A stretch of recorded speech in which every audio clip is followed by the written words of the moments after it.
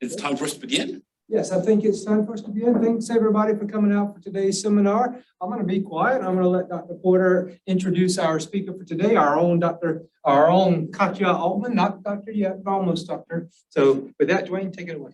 Thank you, Dr. Norman. I was telling my class this morning, this is one of those days that I love being a teacher. So, when we have DC defenses, dissertation defenses, those are great days. But this morning in class, we had one of our previous students came and met with the class courtesy of Mr. Raven here from DHEC. And then we have Katya, we're at our seminar, and then we've got class this afternoon. So I've had the privilege of knowing, engaging with Katya. I met you we actually argued about that, didn't we? I met you during your MERM program, correct? The conference in North Carolina. Did we ever figure that out? Oh, yeah. So I don't know when was official. The first official meeting was in 2016, but we met multiple times before.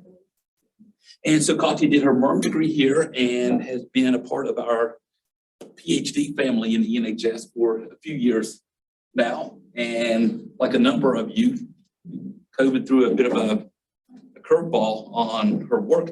It's community engagement. And when it's community engagement, there are challenges that go above and beyond what you might experience in a laboratory setting or a field experience.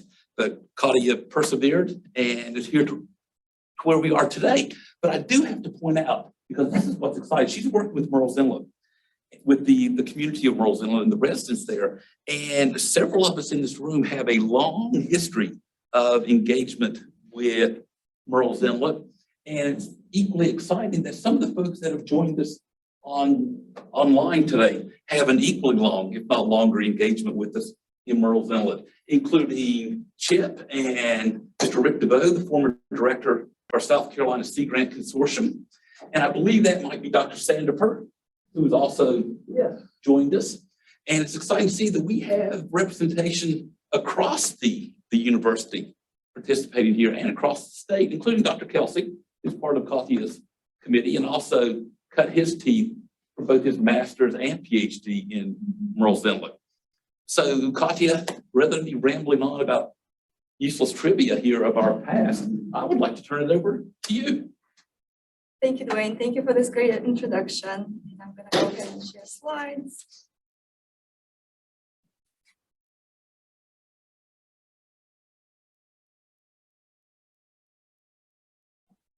I'm going to try to use this.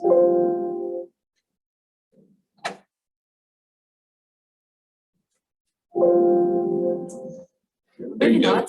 The other way. This one? Other area. On the clicker. Oh, there you go. Yes, thank you. You're working on a PhD. Well, presenting for the first time, very excited. Okay, I'm Can gonna you just do minimize that? I'm just gonna- Perfect. Okay, great. All right. Okay, thank you so much for being here. And today I'm gonna be talking a lot about theory behind transdisciplinary sustainability science approaches, how we can also inform that kind of work with community engagement, and applying all of that to develop a socio-environmental report card. And we're doing that process, going through this process in Murrells Inlet. So the context, well, we have threats of urbanization and climate change, and coasts are more vulnerable than other areas because we have a lot of population moving there, population growth is happening there, and we have all kinds of water quality concerns that also a big new thing, like also what's been going on, and some emergent concerns like harmful algal bloom, fecal bacteria, infectious microbes, also litter pollution that can become microplastics in water, and also tire particles that are microplastics that already being washed out by stormwater runoff there, and also other emerging threats like personal pharmaceuticals and personal care products, PFAS, antibiotic resistance, and so on. So we have all kinds of complexity to deal with, and costs are a great way to address there. Okay, so for today's seminar, you will learn hopefully a lot about what transdisciplinary science is, and it's working with what I call scientists and working with stakeholders, extra scientific, we call them extra scientific in the literature, extra scientific actors to get their input and why it's important. So also you will know about, you'll learn about community engagement, get familiar of community engagement, and also learn about the process of developing socio-environmental report cards, and it's a 5-step process, and how we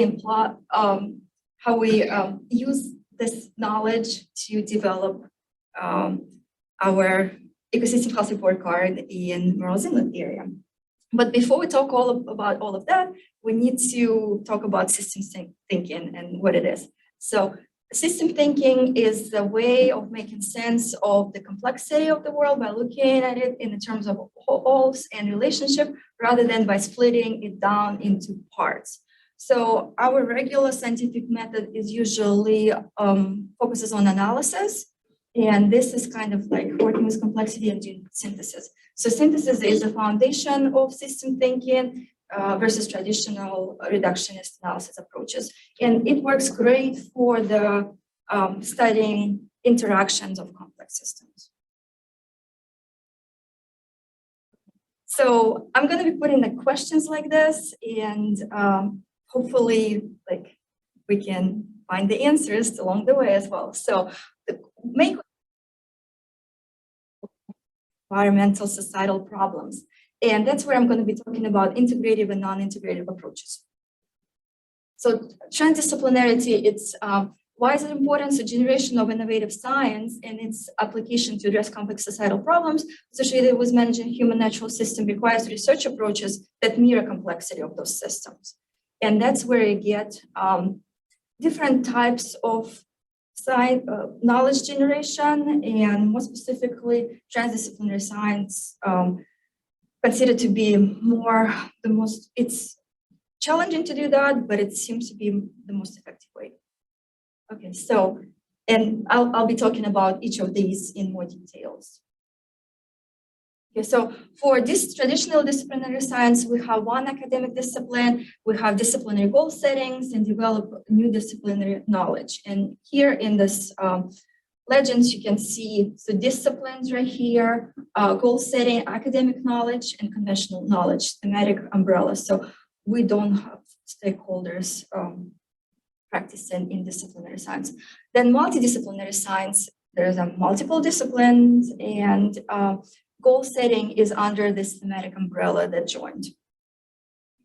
Participatory research doesn't have to be in knowledge integration there, but we're working with non-academic partners. Interdisciplinary, so it crosses disciplinary boundaries and develops integrated knowledge. But again, we don't have stakeholder presence. So, and now finally, transdisciplinary knowledge.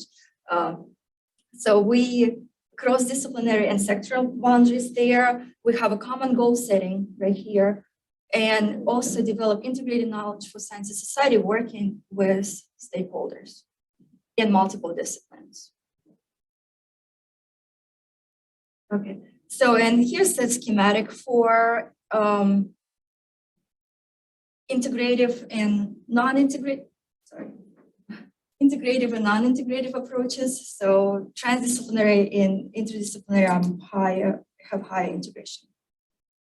So here's another one, kind of talking about same things in the more detail. So we will have their synthesis of new disciplines and theory, and also kind of like the main things is working with stakeholders, and it's an iterative process, but also kind of transdisciplinary, also trying to do some of that science implementation in the field. So the answer for our first question is we do need to implement integrative approaches to solve complex problem, and transdisciplinary science can help us to achieve that because it crosses disciplinary boundaries, sectoral boundaries, requires common goal setting, and develops integrated knowledge of science and society, and involves stakeholders in the research process. Okay. Okay, so another question is, so how do we engage stakeholders, right? So, and we usually in academia don't get trained in community engagement or science communication. And it's a different discipline, so we'll be talking about spectrum of public participation there. So, but before we talk about that, we talk about community. So community, it's basically a group of diverse people that have common characteristics and have some kind of connections between them. So that's complex systems that we can study with systems thinking. So community engagement is a dynamic relational process that facilitates communication, interaction, involvement, and exchange between an organization and community for a range of societal and organizational outcome. And we believe that community engagement makes science communication and translation more effective.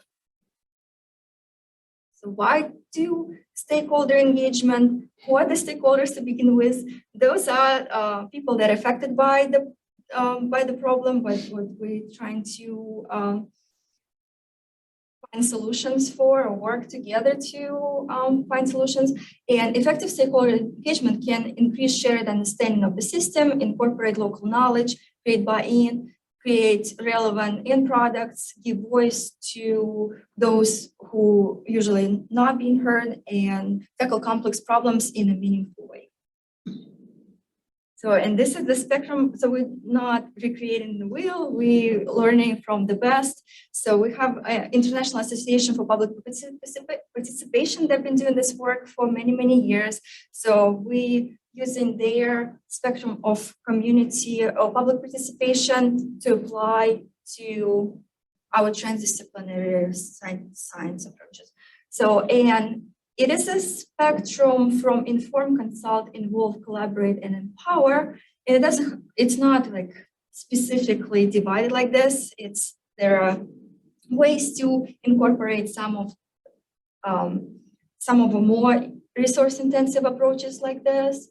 But I just want to mention the inform is, well, even though like the air is like not very representative, but inform is one directional flow of information, and all the other one are bidirectional. So we're getting feedback. Inform, we're just sharing a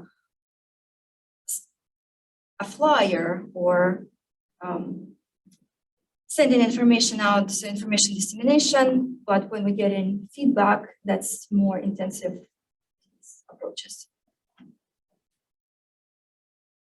So, and also they share their best practices. So what is the most effective way to do it is to plan. We just need to start planning for public participation. And the first thing is, what are the objectives, right?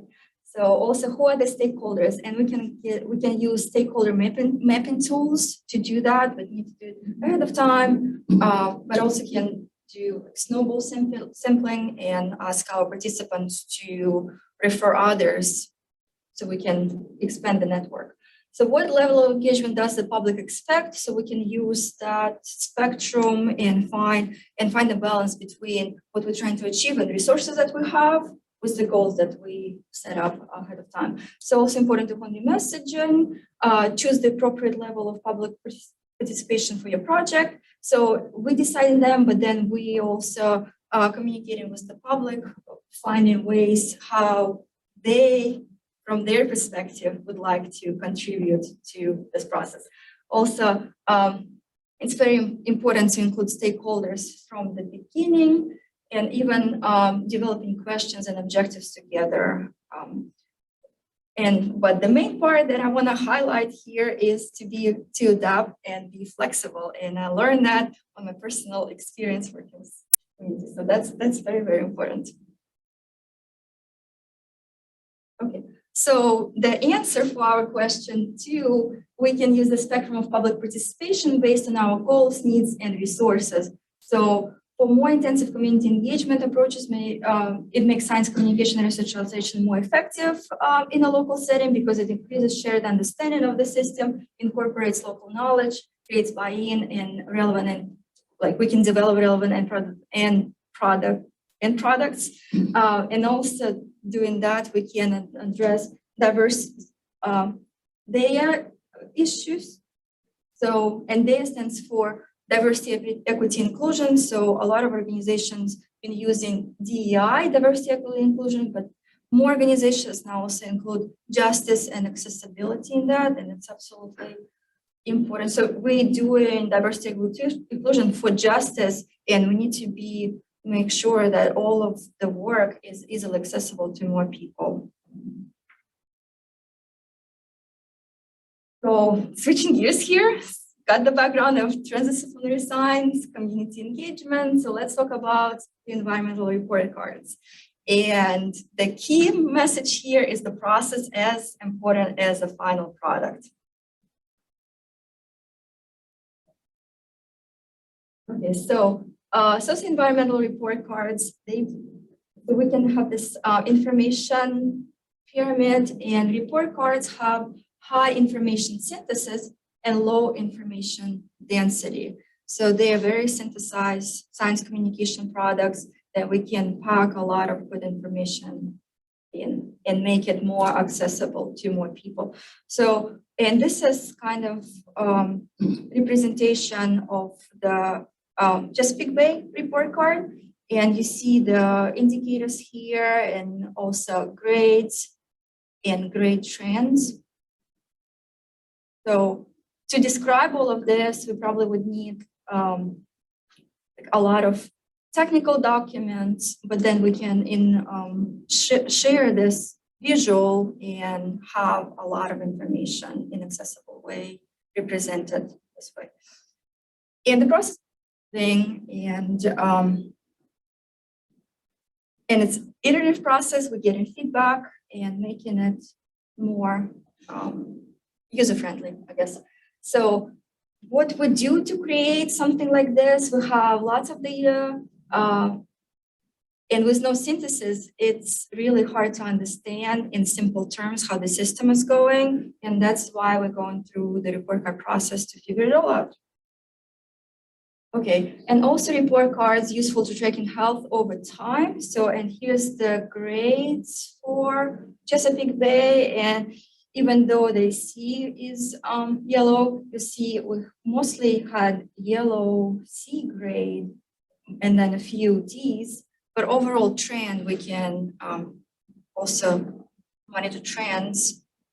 It's been improving over the years. Okay, and also, I talk about it and I kind of like learn all that stuff and internalize the knowledge, but I'm missing the most important stuff that's been developed by University of Maryland, but what used to be called Integration Application Network, and AMSIS, and they've been doing this work for many, many years, and a lot of their work has been done in the United States, but also Australia and South America, not as much in Europe, but like other areas. So lots of experience and lots of great things to learn from that. And so they've been doing it for many years, and then they decided to share that knowledge and so they developed a report card process and wanted to share that with more people so more people can go through that process as well. So I actually took a course on developing river-based report cards, and that was, you would not believe, was in 2018. It was a while back. So, and that was our textbook, developing river-based report cards. So much great information there. Okay, so get into the process. And that's been evolving over the years as well. So the report card process is this 5 steps: co-design, choose indicator, determine threshold, calculate grades, and co-produce. And actually, and Dr. Kelsey will correct me if I'm wrong, but from the feedback that we got from that course, we also, instead of just including this, because in the report card textbook, we kind of went through this process, but it's very important to have planning and raise the grade part as well. So get into more details to this. So phase 1 is planning. So we need to conceptualize using existing knowledge of the area. We also identify stakeholders, and there we can do stakeholder mapping and design the process so we can have action and evaluation plan to follow with that. Okay, so. And then the report card process, 5 steps. And then the part raising the grade, communicate and engage, recommend policy and action, and build capacity. And this is a typical report card timeline, which takes about 18 months to develop. But that's kind of what's from the textbook as well. And working with Murrells Inlet, we have to modify that, what would work for our community there. Okay, so socio-environmental report cards, they are very important to go through the process to develop the product. So the process is as important as the product. So assessment of condition isn't just an environmental issue. We're going to looking at the system holistically. Also, increasing complexity and geography requires more engagement, and that's consistent with the spectrum of public participation as well. So, but also like geography too. So the answer for our third question is socio-environmental report cards, process and product help to engage community to address complexity. So those are increasingly popular tool for communicating complex scientific information and helps to integrate data into report cards and then publish and make it more accessible in a timely, accurate information to a wide audience on a regular basis and make it more accessible that way. So shifting gears again, and finally, all of that, those understandings, theoretical understandings, we are traveling to Murrells Inlet, where we're developing a socio-environmental report card. And is northern part of South Carolina coast, and it's a tidal lagoon and non-incorporated coastal community, and it supports tourism, fisheries, recreation, and other sectors, and the water quality in the watershed is a concern for the local community.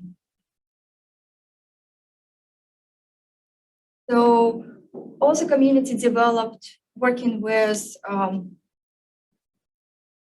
county government and multiple partners, including our Dr. Porter and Dr. Scott, helped to develop the watershed management plan in 2014. So the goal of the plan was to overarching goal of the plan is protecting and improving water quality by managing land and water resources in a comprehensive way within a watershed. So when I was starting to work on the report card, I was trying to find the ways to contribute to this effort and maybe find a way to update the plan, but also find ways to communicate complex scientific information to more people. So we try to use, so we're using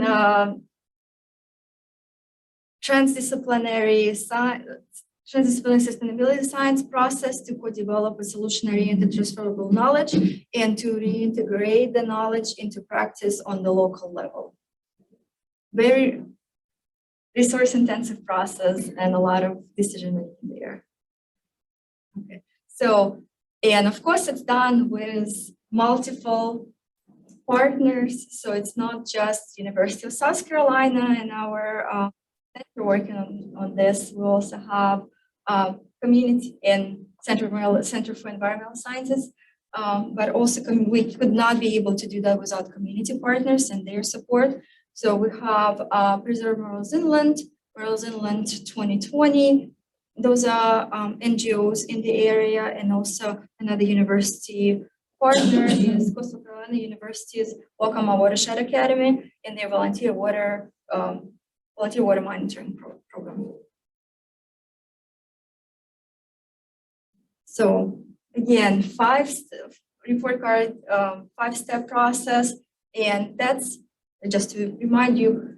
And this is like an older reiteration of that. So the steps are a little bit different, and that's what I decided to choose for this particular project because it was more, it was easier to communicate that information to our group, because I was thinking to even name our workshop as a co-production, knowledge co-production workshops, but I got feedback from community saying the knowledge co-production that might not be something that rings a bell for a lot of people, and we have to do a lot of understanding. So we renamed them collaborative workshops. So going through this 5-step process: conceptualize, choose indicators, define thresholds, calculate scores, and communicate results. Easy, right? Well, seems like it, but getting into it, it takes a lot to get to common understandings together with the group. So we had our first workshop in September of last year, and the goal of that workshop was to explore the local knowledge of the area, identify community values and threats. So the first conceptualize, then the second workshop got feedback from community members that we should do 2 together instead of having. So it's also been iterative process to trying to organize this work and what would be a better way to engage our community there. And the work for that happened before COVID, and then where we plan to have 2 full days intensive workshops, and COVID happened, we decided to do it all online. But then it's been taking up longer. So by the end, by the time we got to September of last year, we decided to have them in a hybrid format and do 4 workshops in the community center in Murrells Inlet, so community can participate in person, but also everyone who wants to join online can participate that way as well. So, okay, so second workshop, choose indicators, determine thresholds. And third workshop, calculate grades, and then communicate results. So far we've had 3 workshops and scheduling the 4th one. So results of the workshop 1, we gathered in the community center, and we went through this conceptualized process. It's a SNAP exercise. So basically with different prompts talked about values and threats, and we used the software called Murrell to put this together. But it can be also used as a sticky notes, or there are different ways to collect that. Okay, so and the results for threats, that's basically all of these. And these I then put together in a list and develop this word cloud, which is kind of a good practice to share these kind of information in a easy to understand way. So we can see that development comes up a lot, government laws change, so all of these words. But because that software kind of collapses and counts each word, doesn't do word clouds for phrases, we should be very careful, and that's where the feedback from community is so valuable. So I had that for threats and didn't have any problems, and community said that looks good. But then we shared this for values and we got feedback saying this is wrong. Fishing is not our big concern. Yes, but so this is fishing. Fishing showed up like this because we have shellfish, commercial fishing, and just fishing by itself came up multiple times, but it's not necessarily the biggest concern, but they do care about the environment very much. So for the second workshop where we were developing, talking about indicators and grades, we talked more about different kind of indicators there as well. So we did this at the first workshop. At the second workshop, we try to organize them in the categories and then more things. So, and that's what can go into report cards. So we have 3 categories: economy, environment, social, and governments. The bigger categories are tourism, restaurants, retail, fisheries, and also for social and governments, we have people and culture. Representation is very important because they're non-incorporated community, and enforcement of regulations been coming up quite a lot. And also implementation of the plan or regulations is a big concern and issue. So, and for environment, we have special physical features connecting people to nature. Overdevelopment becoming, it's a huge problem, and also water quality. So for potential indicators that we can use for economy, we can use locally, the community came up with this. So we can use locally owned business percentages there. Also Huntington and Beach State Park days closed for capacity. And I would not be able to understand how those things work without input from community.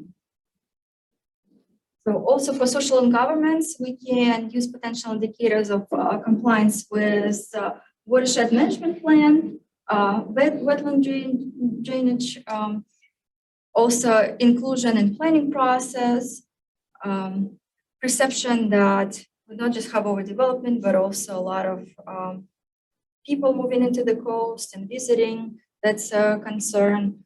And even though Murrells Inlet is a very urbanized area, it still wants to keep itself as a small fishing village, even though it's not, with the level of development, it's not, it could not stay that way because it had to adjust to the new reality, but it's still not as developed as Murrell Beach. Also for environment, we have water quality, and also a lot of different potential indicators there, and trash and plastics and microplastics been coming up a lot. So also for other potential indicators, wetland extent, improving surface percentage, tree canopy percentages, and population density. Okay. So we collected all of that, and then for the third workshop where we did determining thresholds and grade calculations, our third workshop happened over spring break just a few weeks ago. And for that one, I had, because we had fantastic discussions and kind of like unpacking all the complexity there. For the third workshop, I was very focused on having, with the group, make very specific decisions, have very specific goals. So for that workshop, we needed to determine thresholds and do grade calculations and get feedback from the community on that. So, and we will be focusing on water quality. And for that, we, because we work so close with volunteer water quality monitoring program, the program was developed specifically to address those pollutants and those concerns. So for sediment, they measure turbidity, for pathogens, E. coli and bacteria, fecal bacteria. Also for eutrophication and hypoxia, they collect data on nutrients, pH, and oxygen. So for the workshop, we try to decide what's the best way to go with these, and we started discussion on turbidity and a little bit on pathogens, on bacteria, but not quite. And there's still a lot of work to do to discuss the other ones. But I will share with you like turbidity stuff today. So, but also what I learned is well, it's like mutual learning. So for those workshops, kind of like to get everyone on the same page, gotta share information. So we're learning together about what needs to go into the process, right? So for the thresholds are specific goals, also having definitions of what we mean by different things ahead of time and kind of agreed on that is very helpful as well. So we have threshold as specific goals under upper limits or standards specific to each indicator beyond which the measured resources are known to change conditions. So, and we can use different thresholds to determine what is healthy in our water quality. So we can use national and international guidelines, we can use institutional goals, reference conditions, socioeconomic requirements, historical benchmarks of professional judgment, and if no threshold is available, can be one developed. So a lot of questions there. So, but once we do that, we can use the threshold to standardize data from different indicators and make it more understandable for more people. Okay, so one of the ways to score then indicators is to use this kind of system based on percentages, proportion of measurement that meet the thresholds in 20 increments. And then for final grade calculations, we can just add them up like this. Or we can do something more interesting and have the cutoffs at different places. And that's gonna be more of kind of getting feedback from the, okay, what's the results we see based on our calculations, but then community's experience saying, well, you say that this is bad, but we don't think that it is, and then finding a ways to represent it numerically. Okay, so for the third workshop, we talked about these and trying to figure out what's the best way, because there are multiple ways to calculate the thresholds and also determine the grade. So, and that's something that I shared at the workshop is, so I collected the data for 8 stations that the volunteers measure, turbidity, like collect data and distribute it. So, and I lumped them all together and calculated based on the formula, just what are the threshold exceedance there. So based on different standards. And in our provisional reports there, we have EPA's like standard of 4 or 25. So I just used both of them to see how it all adds up basically, right? So if we use if we lump them all together or like calculate like this based on 4, then we get these grades. A lot of variability. But then at the workshop, I learned that 2 of this side, so they need to be separate and they need to be used a different standard of 25. So, but because we don't have any exceedances there on 25, so the grades are great, right? So, but with more discussion, actually all of these is calculated for 4, but they should be 25. So, but with 25, everything is green, so we don't see any variability there at all. So, but just because we have certain a standard of 4, we can see that this location maybe needs more attention, needs more attention than the other ones, right? So, and then looking into, and this is just on 4 last year, and then looking more, I just choose one location, Woodland Drive Pond right here, and calculated for, so here it is.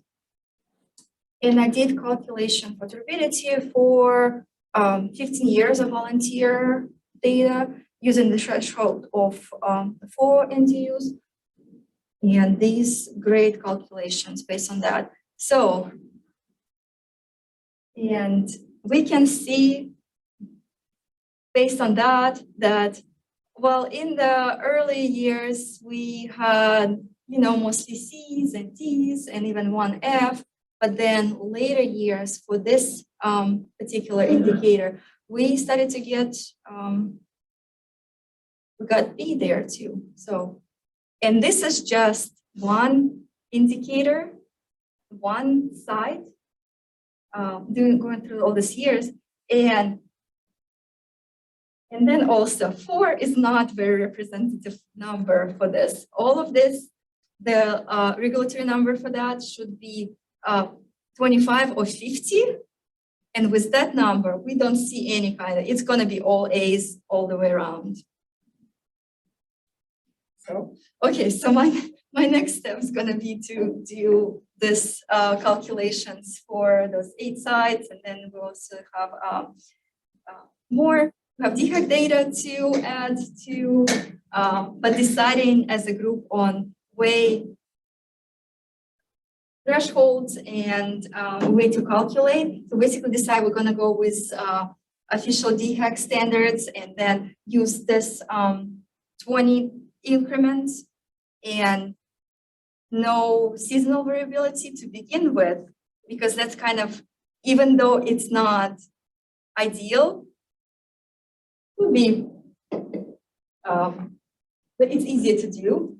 We'll do that, and then we're going to be adding more complexity for, so that's a good way to deal with that. So to also, for my dissertation, so this is just, so report card is the 3rd project of, so for the dissertation I'm doing 3 projects, and one is kind of like learning about report cards, and I did a report card analysis. The second one is doing qualitative interview with water quality leaders in the area, learning about their science communication, research translation, experience, practice, needs, and also learning about their communication network and their experiences working with scientists. So kind of like I know the background and context of that. So, and then having those workshops to develop, collaboratively with developing science communication product. So, and I'll be using this logic model to evaluate the process and product. And this is kind of standard logic model setup. And I'll be providing recommendations for others who would want to go through this process. Okay. So, and our next step, we're planning for a workshop for April. So this spring, so we'll be finishing discussing product design and dissemination strategy. Also finding ways to make the results more easily available to more people, and that's usually nowadays it's putting information online, but also printing some materials, so multimodal communication is more effective than just keeping it all in one place, but also connecting the resource to other websites so more people can find that information, and also using that, my second project, communication structure network, to find more effective ways to share with communities. And in that project, I found out that community uses a lot of social media, so finding ways to maybe organize our results in a way that would be easily shareable with social media. Okay, so also in the future, planning to expand the reach and apply what we learn to other locations and maybe using the volunteer water quality monitoring. So we just been kind of working with the Murrells Inlet side, but they also have other locations. So learning what here and applying to more and hopefully make it a smoother process for everyone involved. Okay. So in conclusion, I want to share this. So MIT created this fish banks game where it's kind of like real life situations of science versus people. And kind of one of learning lessons there is that science gets us halfway to sustainability, but the other half, engaging with people and getting buy-in, is equally important. And that's where work helps with that kind of bridging. Select the references. And thank you. Thank you for visiting Murrells Inlet with me and learning about all the things. Thank you for a great talk. Any questions from the audience here in person? If any people online have a question, feel free to unmute and ask your question, or you can type it in the chat box.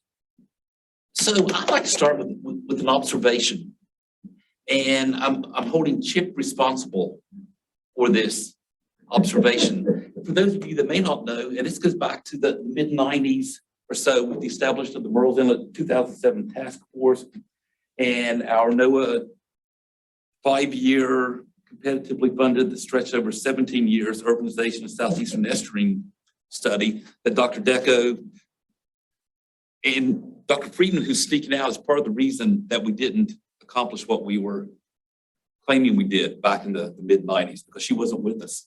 She speaks out of meetings. Great job, sorry. And so Dr. Deco, Dr. Scott, myself, and a slew of others, and Rick.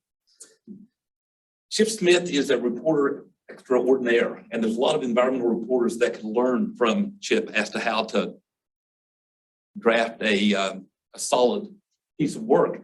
And about 25 years ago, Chip drafted what many of us felt was the best newspaper article describing the USIS project and the science that was taking place. Following our second workshop recently, Chip provided us another copy of that. So we got to revisit the words he put to paper 20-some years ago. And Chip made the comment that a lot of the issues that were identified back then were still in place today. And courtesy of the work that Katya has been doing with her colleagues in Murrells Inlet, I think we have a better understanding of why that situation occurs. And it goes to your third from last slide where you talk about the science only goes so far. Within the USIS project, we fancied ourselves as a multidisciplinary project that focused on community engagement. The reality is, yes, we were multidisciplinary, but we never evolved into that transdisciplinary because we didn't truly engage the community. Our idea of community engagement back in those days was that we would get invited to the Murrells Inlet chowder talks, and food was great. And we would get up there and throw up slide after slide, graph after graph, pie chart after pie chart of the science, and probably stood staring at the screen like this with our backs to the community residents. And we felt that we were engaging the community. We weren't. We were doing the science. And in part because I was picking on Dr. Friedman, it's the work of Dr. Friedman in our Department of Health, Promotion, Education, and Behavior, and Dr. Kelsey from UMSIS that we have learned that, yes, the best use of our science is when it goes from being science, sound science, to used science within the community. And we didn't go that extra step those days. I think Chip and Sandra, we can do a much better job now in working with you all in other communities in building upon the work that Katya and others have done that help demonstrate the process of engaging with the communities and the true value of the science when it moves from being just something in the literature to being used by the community. So thank you, Katya, for doing this. I'll second that. Thank you. So will I. Well, thank you for doing this with us and like finding ways to make it happen together. I have a question, please. The community that you have been working in this workshop include people for like government agency, like GNO, like people that live there, probably fishermen, all people in the community that you have the presentation of all the community there? That's a great question. And that was where that adapt and be flexible comes in. That was the intent. Yes, they're on my list and I invite them to attend. But because of some constraints with the timing, so the Murrells Inlet Community Center, we can use it for free, but they don't have anything available in the evening. They are completely booked with other stuff. So I was not able to find a time that works for people that have full-time jobs, right? So we meet usually in the daytime when others cannot attend. But also me being a student, so I also have to think about my agency, like who I am and what I represent and what can be done with like my skill set and collaborating and engaging with more people. So we were thinking there are like so many things have been adjusting, but because of I'm a student inviting, everyone to join, and it's also very resource intensive, so it takes time. So 4 workshops, even though we try to have 2 full days, but then the people that work, they cannot skip that. So have it more, finding ways to being it more accessible, and hoping so. But people that can attend, they there, but also everything is recorded, and I share the recordings, and I'll be sharing the. Even though the people not going through the process, being there, being engaged, they can still participate in multiple ways, and that's we have a spectrum of public participation, right? So, and people decide what's the best way for them to contribute to this project. So, yes. Yeah, I was just going to add to what Dr. Porter said. In the early days, I think I even remember Task Force 2001. So we thought as I look back, I think we were doing a good job informing, but not involving and not empowering. And that's really what you have shown here through what has evolved since that time. Because I got to be honest, we didn't have a clue other than the science. That was what we were trained in. And that's why it's so important you as students now get this broader training so that we can do better by engage. Because if we don't engage the public, it's just what Chip said. We're going to still have the same problems. And I think it's so important that we engage the public because they're the solution to the problem at the end of the day. Wonderful job, Katya. So we cannot do it just by science. We gotta have. No. Katya, I have a question following up because I had the same question that Carlin raised. Has anyone, and I don't know the body of literature in community engagement, but has anyone ever gone out and done like a broad scale survey to a community, compared that to what you would get from a community engagement workshop type thing where you have representatives who may or may not have their own biases? Has anyone ever done a study like that? Can you,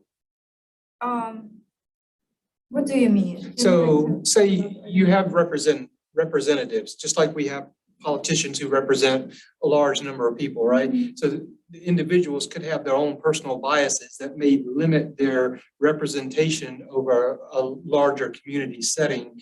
So has anyone ever gone out and looked at doing a broad scale survey of the community and comparing what they find as values or something like that compared to the representatives that they have representing them in a workshop? Can I attempt to address that? Please. Sure, anybody? We didn't do quite what you're saying in terms of a survey, but back in 1997, we had a group called the South Carolina Downtown Development Association, which is involved in revitalizing small towns. They came, and even though we're not a town, they conducted a series of community meetings that were very well attended, maybe 100, 150 people per meeting. And we went through a process of selecting ourselves the goals of the community and what its top priorities were. So it wasn't a survey of everyone who lives here, but it was 100 or 150 people, and they stated at that time, and I think you'd find the same thing today, that the number one priority was the health of the marsh itself and the preservation of the so-called fishing village atmosphere. So we do have that kind of background where the community itself has identified what's most important to it. If I could also follow up a little bit, this is one of the most important parts of the stakeholder identification and mapping process, because the results of what you get out of your workshop is going to be a function of the people that are actually in the room. And it's really difficult to ensure that you have complete representation. What you described, Chip, is fantastic. Having that number of people being able to provide their perceptions about what are the most important issues is really, really powerful. Like you said, you can't get representation from every single person, but you can get a pretty good substitute. In the workshop itself, you've got a smaller number of folks that you do your best to try and represent the different groups and different perspectives, different viewpoints in the community, the small C community of Murrells Inlet. But you'll never get there, 100%. What we have seen other partners do is to say, okay, we've done our best with the workshop representation and the people attending. We think are good representatives of the community at large, but they will follow up with a survey to the broader community, and reflects on those same questions that you asked in the workshop to see if there is some parallel thinking, or if you've got very different priorities. So that's one thing. I had another point, but I've talked myself out of it, so I'll stop there. And if there are other questions or comments. This is Rick DeVoe, if I may speak. Please. Thank you. I'm on this seminar because I'm just one that's a proponent of somehow figuring out how to reach real people. Couple things. Sea Grant Consortium recently did through Susan Lovelace and her team a series of coastal futures workshops, which were looking at what folks thought about the future of the coast along the South Carolina coast. It wasn't a broad thousands of people kind of engagement effort, but it was certainly a good number of folks and perspectives looking for the future. The other thing I wanted to mention is that several things. One is that we have a number of these surveys that have been done, and they've been done in different communities, and they've been done at different scales. So trying to figure out what they all say together would be a very difficult thing to do, although it wouldn't be a bad idea to see what kind of information is already out there in terms of the survey information that has been collected, so that we have at least some place where we can get at the results of this kind of work. So some sort of portal or something that contains results of various surveys would be, I think, helpful to those who are looking for that kind of feedback in a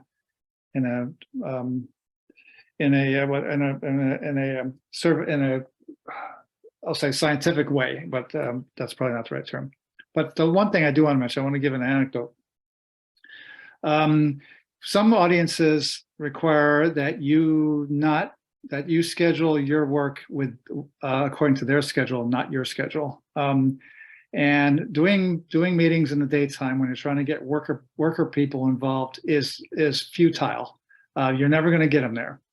So if you're going to go to a fishing community, you need to go to that community, and just Murrells Inlet's a perfect example. Go to that community and sit down at the local establishment and actually have some conversations with people, and it's not as scientific as one may want, but it's certainly more real, I think, than the information you get through scientific efforts. If I can say that, that might be blasphemous, I guess, but still, it could complement the scientific effort in a way, maybe do a gut check kind of thing. However, somebody I know really dear to my heart recently did work looking at the effects of flooding on Hispanic communities in the Charleston region. And the way she had to get her information was actually go to homes of people who would gather neighbors from the neighborhood at that home, and they would have food, and they would sit around, and she would put her information out there and her maps, and actually have people point at the maps about where they see problems with flooding. That's community engagement. That's really getting at the root of the community, and it's really hard work. It's really hard work, and it takes a lot of time. So there are trade-offs in this whole community engagement game, but there are, I think we have to look at the swath of opportunities here, or approaches, and apply those probably the ones that work for the situation that you're studying, I guess, is what I'm trying to say. I don't know if that makes any sense, but it's very exciting. It's doable. It's just, when you really want to get down to the grassroots of it all, you've got to get to the grassroots, and that takes a lot of effort. So it remains a challenge for all of us, I think. Sorry, I talked too much.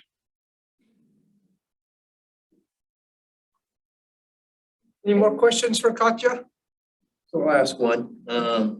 What happens, or have you had an experience with someone coming in somewhere within the process that is most likely a stakeholder and taking issue with what may have already been determined was the established science, or maybe expanding on that? And how do you deal with something like that would be, you might need to use Keith, I think. All right. That's causing you to have to reevaluate your scorecard. And it could potentially have been a decent player that maybe should have been there in the beginning, and it wasn't your fault that they weren't sitting at the table. But how does that affect what you do? Oh, absolutely. And Dr. Kelsey would know so much about that, because I learned about the process, and then I'm applying it into this one community. But Dr. Kelsey, his group been doing that for many years, and they had all kinds of things happening. But the consensus is to have, very important to have strong facilitators that can get everyone, and like Dr. Kelsey said, not everyone's going to agree with everyone else, but it's very important to that everyone voice their opinions, and we discuss that, and then come to the conclusion that's better for this particular situation. So it's like conflict negotiation, which is super helpful to resolve things. And I'm very flexible and very open to more people contributing their understandings of the system, because everyone's gonna have everyone have different lived experiences. So we have like scientific background here but then so important to talk to community because they know what's going on there. So working together makes the final product more valuable. So just finding ways to collaboratively work through that together. Is that just Yeah, I think, Brian raises a really good question, but I would think in this whole process, it's an ongoing and evolving process that you're going to upgrade in 5 years to reevaluate or whatever you're going to look at your progress. So it is an adaptive management framework that's constantly expecting change, hopefully change for the better for the indicators you're looking at, and then incorporating new indicators as new ideas come along. So it seems to me it's a perfect framework to adapt to the current here and now and into the future as things change. And, I think it's a perfect process because who's leading it? Somebody in the public is empowered to lead it. And that's the real, I think, important thing. So to me, I think it's, hopefully that kind of helps answer your question a little bit. All right, with no other questions, or did you have a question, I Carla? just want to say One that last question. it's a comment more than a question. I think that this is a really good job because a lot of graduate students and people in state agencies know a lot about science and how to talk about science. But when we go to the community, it's so hard that in the past, I just use like cartoons and diagrams because the people is more visual. And I think that all these processes that you are doing and how you are integrating the community gonna help not just the community, but other students and other people to learn how to do this engagement and trying to transmit or dissipate the information that we are getting from our scientific process. Thank you so much. Thank you, Carlin. Yes, and if you can remember one thing from this presentation for community engagement, use the spectrum of public participation. Really good with that. And you've gotten it with that. And I found it hard way because trying to do engagement without theoretical understanding was a trying process. And then I found that and it's been great. Thank you, everyone. Thank you, Katya. Thanks, Katya. Thank you, everyone. See you guys. Thank you all. Everybody. Take care.